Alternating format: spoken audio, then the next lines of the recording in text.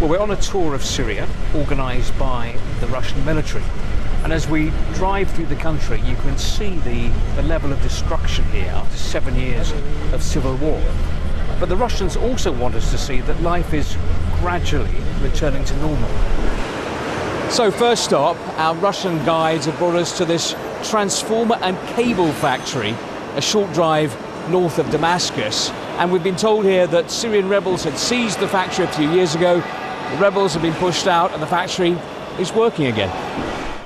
Well, now we've been brought to a peach farm near Hama, central Syria. We're told that this farm gives employment to a lot of people in the area and people from other parts of Syria. We're told too that it's another example of this country returning to peaceful life.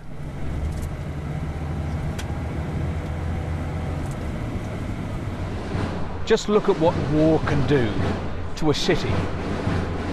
This is Homs, and here in the centre, well, there isn't a single building which hasn't been bombed to a shell. And yet, amid all this destruction, just over there, there's a brass band playing to mark the opening of a new market.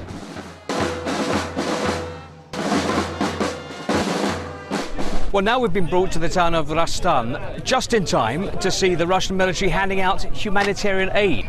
It's clear Moscow wants to show us that Russia's playing an important humanitarian role in Syria, as well as the important military role that Moscow has played in putting President Assad on the road to victory. None of this means that the war in Syria is over. Attention is focusing now on Idlib in the north of the country, which is the last major rebel stronghold.